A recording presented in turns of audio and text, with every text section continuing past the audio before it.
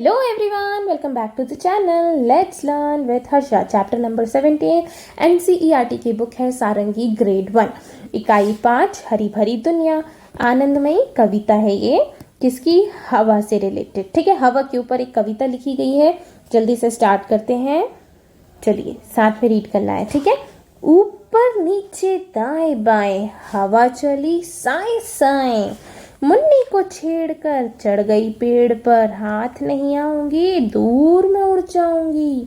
मुन्नी बोली हंसकर, हवा रानी बस कर, पकड़ तुझे मैं लाऊंगी फुग्गे में ले जाऊंगी।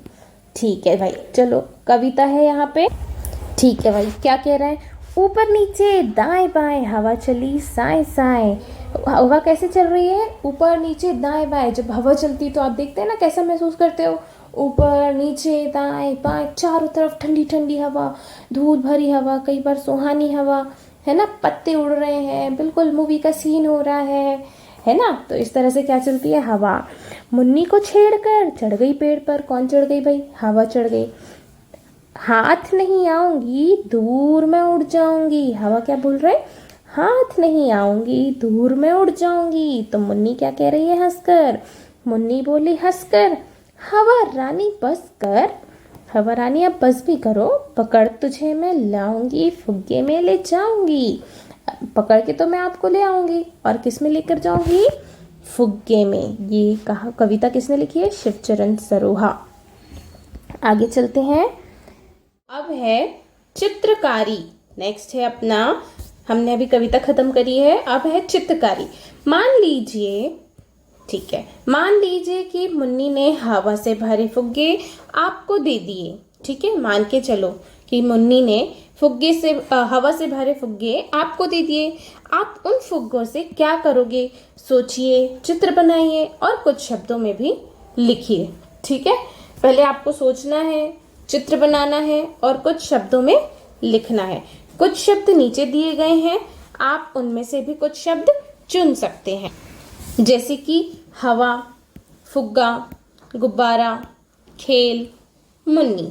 ठीक है, तो अगर मुन्नी मुझे फुग्गे देती तो मैं उन गुब्बारों को रंग बिरंगे चमकीले रंगों से सजाकर उन्हें ऊंचाई तक उड़ा देती। ठीक है, क्या करती मैं? ऊंचाई तक उड़ा देती। अब आप बताएंगे कि आप क्या करते। ठीक है, चलिए, मैंने तो अपना यूज कर लिया फुग्गा। ठीक है, गुब्बारा भी यूज किया, रंग बिरंगे और हवा में उड़ा देती, ये भी यूज किया।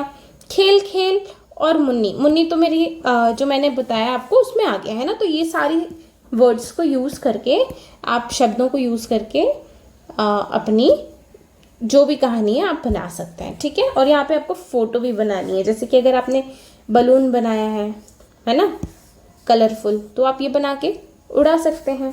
नेक्स्ट क्वेश्चन है, चित्र में देखकर बताइए कि मुन्नी के बाईं ओर, दाईं ओर और उसके आगे पीछे क्या दिख रहा है।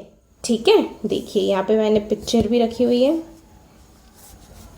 देखते हैं, मुन्नी के दाईं ओर, दाईं मीन सीधा हाथ, बाईं ओर सामने और पीछे क्या क्या है। आप बताइए, आपको क्या दिख रहा है?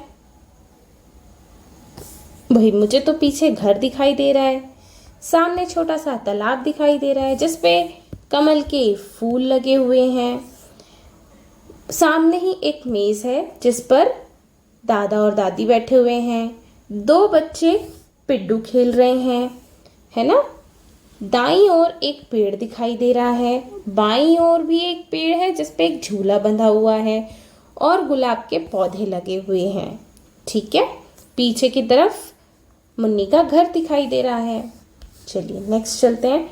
मुन्नी के दाईं ओर क्या क्या है? दाईं ओर क्या है भाई? पेड़ है, और कोई बता सकता है क्या क्या है?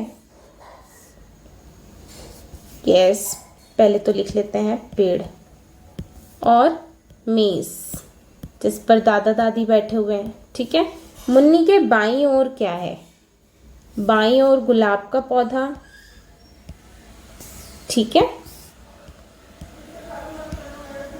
गुलाब और पेड़, झूला भी है, पेड़ पर झूला। मुन्नी के दाईं ओर पेड़ और मेज। मुन्नी के आगे छोटा सा तालाब, पानी भरा हुआ और उस पे कमल। और दादा दादी भी हैं, है ना। मुन्नी के पीछे क्या है? मुन्नी के पीछे घर है और क्या है? और घास है ना। यस। चलिए नेक्स्ट चलते हैं। भूल भुलैया। घोड़े को जंगल तक पहुंचाइए। यह घोड़ा केवल ओ के रास्ते पर ही चलता है और अन्य अक्षरों पर रुक जाता है। ठीक है, ओ के रास्ते चलना है, अन्य अक्षरों पे रुक जाना है और उसे उसके घर पहुंचाना है। बताओ कैसे पहुंचेंगे? चलिए फिर ओ के रास्ते चलते हैं। ठीक है, सबसे पहला ओ कहाँ दिखाई दे रहा है? ये रहा। फिर यहाँ से भी स्टार्ट हो सकता है। ठीक है, ओ के रास्ते ही चलना है। ओ के रास्ते चलना है और ये पहुंच गए, घोड़े को हमने पहुंचा दिया घर। ठीक है, इसी के साथ आपका चैप्टर होता है एंड। अगर आपको अच्छी लगी हो वीडियो तो क्या करना है? Like, share, subscribe, and if you like the video you have to subscribe. Bye bye, take care.